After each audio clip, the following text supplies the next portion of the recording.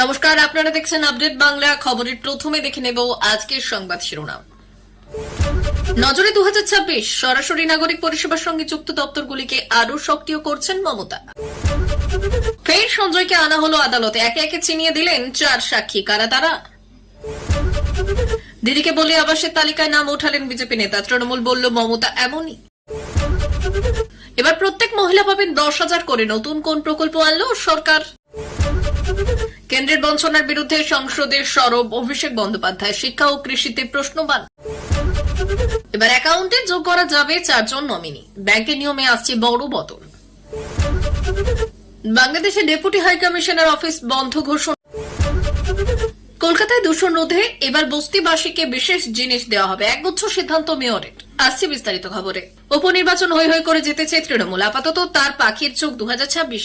সেই লক্ষ্যে এখন থেকেই প্রস্তুতি শুরু করে দিয়েছেন মুখ্যমন্ত্রী মমতা বন্দ্যোপাধ্যায়। সেটি তার সাম্প্রতিক রাজনৈতিক এবং প্রশাসনিক কর্মকাণ্ড থেকে স্পষ্ট। তৃণমূলের সর্বোচ্চ নেত্রী হিসেবে যেমন তিনি একেবারে সামনে এসে দলের হাল ধরেছেন, তেমনি মুখ্যমন্ত্রী হিসেবে সরকারের নিজের সক্রিয়তা আরো বাড়িয়েছেন।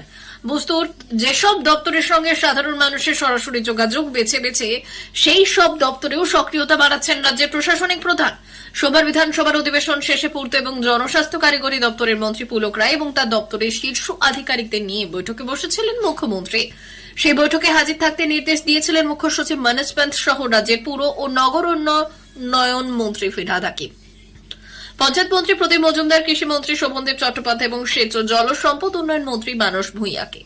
এ বৈঠকে উপস্থিত সব মন্ত্রী প্রতি সোমবারই বৈঠক হবে, অর্থাৎ এক সপ্তাহে কাজের অগ্রগতি পর্যালোচনা করা হবে। খেয়াল করলে দেখা যাবে মুখ্যমন্ত্রী যে দপ্তরগুলিকে একত্রে নিয়ে বৈঠক করে এবং কাজের পর্যালোচনা করবেন বলে জানিয়েছিলেন, সেগুলির সঙ্গে সরাসরি যুক্ত সাধারণ মানুষ।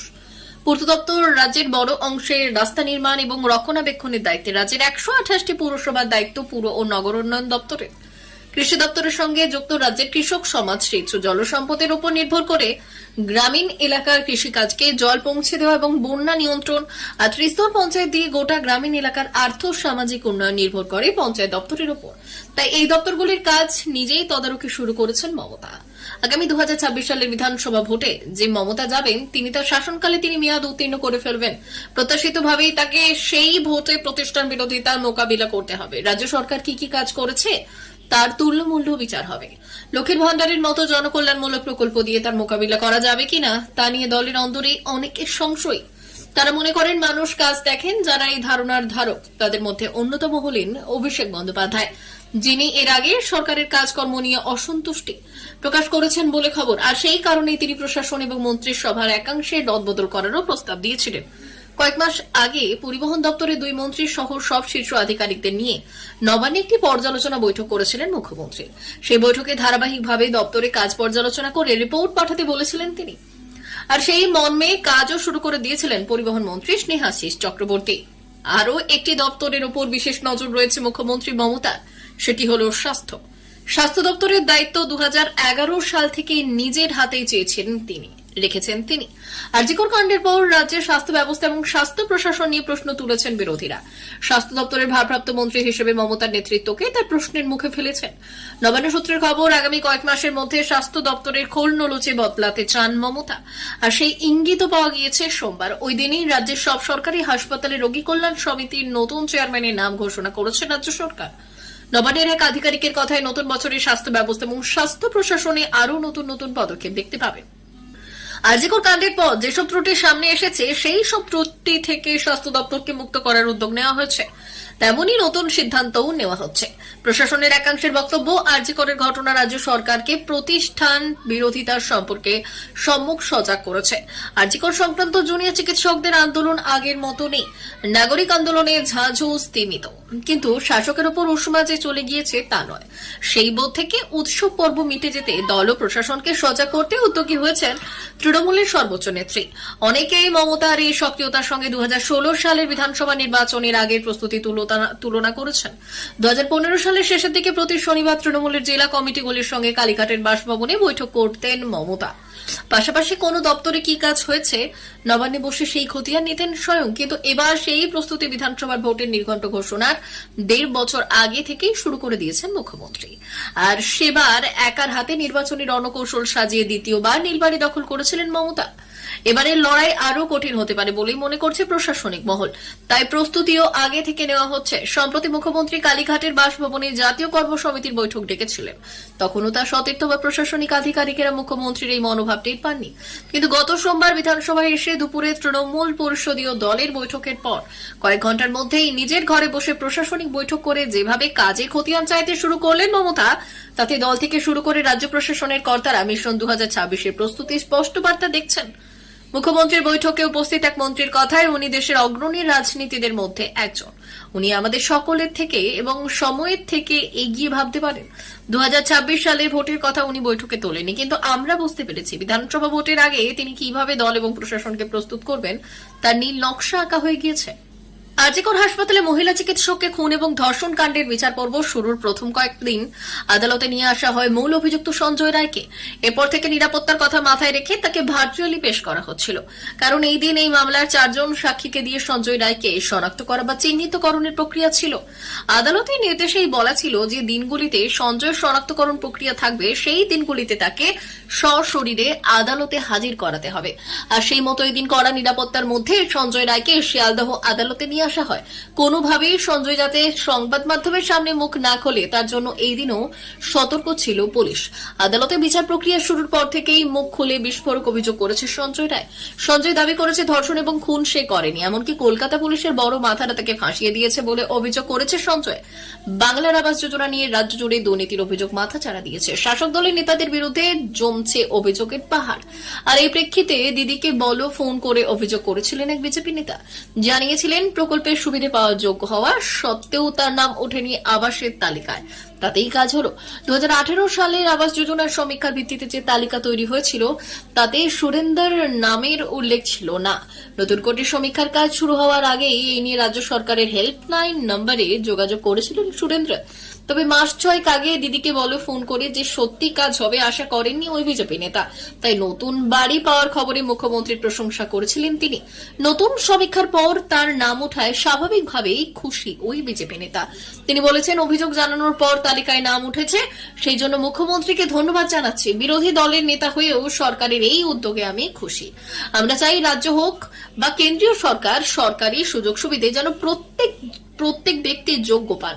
আর এই নিয়ে স্থানীয় পঞ্চায়েত সদস্য বিক্রম দত্তের ব্যাখ্যা, প্রথমে যে সার্ভে হয়েছিল সেখানে যোগ্য হওয়া সত্ত্বেও তার নাম ছিল না, প্রযুক্তিগত কারণে সেই ভুল হয়ে থাকতে পারে বলে দাবি করেছেন তিনি। নারীদের ক্ষমতায়ন এবং আর্থসামাজিক উন্নয়নের লক্ষ্যে কেন্দ্রীয় সরকার একাধিক প্রকল্প চালু করেছে। তার মধ্যে বিশেষ একটি প্রকল্প হল সুভদ্রা যোজনা। এই প্রকল্পের মূল লক্ষ্য হল দারিদ্র ও পিছিয়ে পড়া মহিলাদের আর্থিক সহায়তা প্রদান করা এবং তাদের জীবনযাত্রার মান উন্নত করা। ইতিমধ্যে এই প্রকল্প উড়িষ্যা রাজ্যে চালু করা হয়েছে এবং গোটা দেশে চালু করার জন্য কেন্দ্র সরকার পরিকল্পনা করছে। সুভদ্রা যোজনার লক্ষ্য, সুভদ্রা যোজনার মূল মহিলাদের আর্থিক স্বনির্ভরতা এবং স্বাস্থ্য সেবার উন্নয়নের উদ্দেশ্যে চালু করা হয়েছে।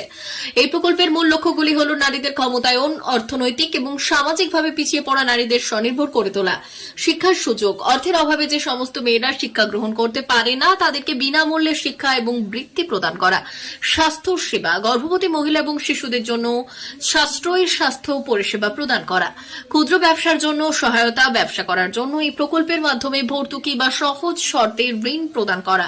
এই প্রকল্পের সুবিধাভোগী কারা? গ্রামীণ এবং শহরের দরিদ্র পরিবারের মহিলারা, গর্ভবতী মহিলা এবং প্রসূতি মায়েরা, নিম্নবিত্ত পরিবার বা কোনো আয় পরিবার থেকে আসা মহিলা। সুভদ্রা যোজনায় কি কি সুবিধা মিলবে? প্রত্যেক মহিলাকে বছরে 10,000 টাকা আর্থিক সহায়তা করা হবে। এই টাকা সরকারি তাদের ব্যাংক অ্যাকাউন্টে দেওয়া হবে। মেয়েদের পড়াশোনার খরচ বহন করবে সরকার এই প্রকল্পের মধ্য দিয়ে। কর্মসংস্থানের জন্য প্রয়োজনীয় দক্ষতা বৃদ্ধির প্রশিক্ষণ প্রদান করবে এই প্রকল্পের মাধ্যমে। গর্ভবতী মহিলা এবং শিশুদের জন্য বিনামূল্যে চিকিৎসা এবং ওষুধ সরবরাহ করা হবে। অর্থনৈতিক নিরাপত্তা নিশ্চিত করার জন্য বীমা এবং পেনশনের সুবিধা দেওয়া হবে এই প্রকল্পের মাধ্যমে। তৃণমূল কংগ্রেস সাধারণ অভিষেক বন্দ্যোপাধ্যায়, সাধারণ সম্পাদক, সংসদে কৃষি এবং শিক্ষার ক্ষেত্রে বাংলার প্রতি কেন্দ্রীয় সরকারের বঞ্চনার অভিযোগ তুলে সরব হন। সমগ্র শিক্ষা অভিযান প্রকল্পে বরাদ্দ অর্থের পরিমাণ হ্রাস এবং প্রধানমন্ত্রী ফসল বীমা যোজনাতে বাংলার কৃষকদের অন্তর্ভুক্তির সংখ্যা শূন্য থাকার বিষয়টিও তিনি তুলে ধরেছেন। প্রধানমন্ত্রী ফসল বীমা যোজনা প্রকল্পে 2019-20 এবং 2023-24 অর্থবর্ষ পর্যন্ত বাংলার কৃষক অন্তর্ভুক্তির সংখ্যা 0। কৃষকদের দাবি নিষ্পত্তির ক্ষেত্রে উল্লেখযোগ্য কোনো কাজ হয়নি। অভিষেকের প্রশ্ন ছিল বীমা সংস্থাগুলির কাজ পর্যবেক্ষণে কেন্দ্রের নিয়ন্ত্রক ভূমিকা নিয়ে। অভিষেকের লিখিত প্রশ্নের জবাবে কেন্দ্রীয় মন্ত্রীরা যে তথ্য দেন তা বাংলার প্রতি বঞ্চনার অভিযোগকে আরও জোরালো করে। কেন্দ্রীয় শিক্ষা প্রতিমন্ত্রী এবং কৃষি প্রতিমন্ত্রীর তথ্য বাংলার শিক্ষা এবং কৃষি ক্ষেত্রে অর্থ বরাদ্দ ও কার্যকর প্রক্রিয়ার অভাবকে তুলে ধরে। এনডিএ সরকারের মন্ত্রীরা এই প্রশ্নগুলো সন্তোষজনক উত্তর দিতে ব্যর্থ হয়েছেন। এই পরিস্থিতিতে বাংলার শিক্ষাক্ষেত্র বা কৃষকদের ভবিষ্যৎ নিয়ে নতুন করে প্রশ্ন তুলছেন তৃণমূল নেত্রী মমতা বন্দ্যোপাধ্যায়ের মতো অভিষেকও কেন্দ্রের বিরুদ্ধে বঞ্চনার অভিযোগ তুলে ধরেছেন। কেন্দ্র রাজ্য সম্পর্কের এই টানা পড়েনে বাংলা কি আরো বড় চ্যালেঞ্জের মুখে ফেলবে?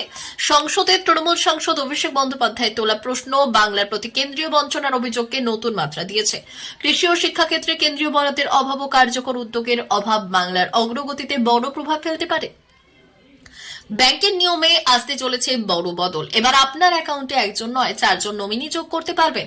মঙ্গলবারই লোকসভায় পাশ হয় ব্যাংকিং আইন বিল। আর এই বিলে ব্যাংকিং সংক্রান্ত 5টি আইনে মোট 19টি সংশোধনের কথা বলা হয়েছে।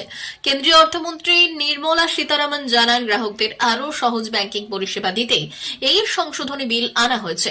ব্যাংক কোঅপারেটিভ সংস্থা যেগুলি ব্যাংকিং পরিষেবা দেয় তাতে আরও ভালো এবং উন্নত পরিষেবা দেওয়ার জন্য এই বিল আনা হয়েছে। পাশাপাশি বিনিয়োগকারীদের সুরক্ষা এবং বেসরকারি ব্যাংকে আরো ভালো পরিষেবাকেও বিশেষ গুরুত্ব দেওয়া হয়েছে। অর্থমন্ত্রী জানিয়েছেন, একজনের বদলে একাধিক নমিনি থাকার অন্যতম সুবিধা হবে অ্যাকাউন্ট হোল্ডারের মৃত্যুর পর তা আনক্লেমড ক্যাটাগরিতে চলে যাবে না। নমিনিরা অ্যাকাউন্টের অর্থে অংশীদারিত্ব পাবে। করোনাকালে গ্রাহকদের মৃত্যুর পর আনক্লেমড অ্যাকাউন্টের সংখ্যা বৃদ্ধির পরে সরকার এই সিদ্ধান্ত নিয়েছে, যাতে নমিনিরা সহজে অ্যাকাউন্ট থেকে টাকা তুলতে পারেন। তবে লকারের ক্ষেত্রে নির্দিষ্ট সংখ্যক নমিনি থাকতে পারবে। পাশাপাশি এই বিল শিক্ষা এবং সেভিং অ্যাকাউন্টের অধীনে আনক্লেমড বা দাবি না করা শেয়ার, বন্ড, লভ্যাংশ, সুদ ট্রান্সফারের পদ্ধতিকেও সহজতর করবে। বিলের অন্যতম গুরুত্বপূর্ণ সংস্থাগুলির মধ্যে রয়েছে ব্যাংকের কর্তাদের জন্য পর্যাপ্ত সুদের পুনর্নির্ধারণ। বিলে এর সীমা 5 লক্ষ টাকা থেকে বাড়িয়ে 2 কোটি টাকা করার বিধান দেওয়া হয়েছে, যা প্রায় 6 দশক ধরে অপরিবর্তিত রয়েছে। বিল পাস হওয়ার পর 15 দিনের মধ্যে ব্যাংকগুলিকে রিজার্ভ ব্যাংকের কাছে রিপোর্ট জমা দিতে বলা রয়েছে। ত্রিপুরার আগরতলায় বাংলাদেশ ডেপুটি হাইকমিশনের অফিস বন্ধ করে দেওয়ার সিদ্ধান্ত নিয়েছে বাংলাদেশের অন্তর্বর্তীকালীন সরকার। গতকাল বাংলাদেশের উপ হাইকমিশনে অজ্ঞাত পরিচয় ব্যক্তিরা হামলা চালায়। আর এই পরিপ্রেক্ষিতে কর্তব্যে গাফিলতির অভিযোগে 3 জন সাব ইন্সপেক্টরকে সাসপেন্ড এবং এক ডেপুটি পুলিশ সুপারকে ক্লোজ করা হয়েছে। শীতের শুরুতেই কলকাতা ও হাওড়ায় বাতাসের গুণগত মানের সূচক বিপজ্জনক জায়গায় চলে গিয়েছিল, যার জেরে শহর এবং শহরতলিতে দাপট দেখাচ্ছিল দূষণ। আর এর ফলে অনেকেই অসুস্থ হচ্ছিলেন। সোমবার কলকাতা পুরসভায় পরিবেশ দূষণ সংক্রান্ত বিষয় নিয়ে জরুরি বৈঠক হয়। কিছুদিন আগে দূষণ সমস্যা নিয়ে পরিবেশবিদ নব দত্ত বলেছিলেন, কলকাতার দূষণ বেড়ে যাওয়ার প্রথম কারণ হলো গাড়ির ধোঁয়া। পুরনো গাড়ি বন্ধ করা উচিত। দ্বিতীয় কারণ হলো নির্মাণ কাজের ক্ষেত্রে নিয়ম না মানা হচ্ছে। তৃতীয় কারণ হলো কাঠের উনুনের ব্যবহার। প্রায় কয়েক হাজার কাঠের এবং কয়লার উনুন ব্যবহার করা হচ্ছে। পাশাপাশি ফুটপাতে হকাররা থার্মোকলের প্লেট পোড়াচ্ছেন। বজ্র পোড়ানো হচ্ছে, যা দূষণের জন্য দায়ী। মেয়র ফিরহাদ হাকিম বললেন, কিভাবে বাতাসে গুণগত মান ঠিক করা যায় সেই নিয়ে ভাবনা চিন্তা চলছে।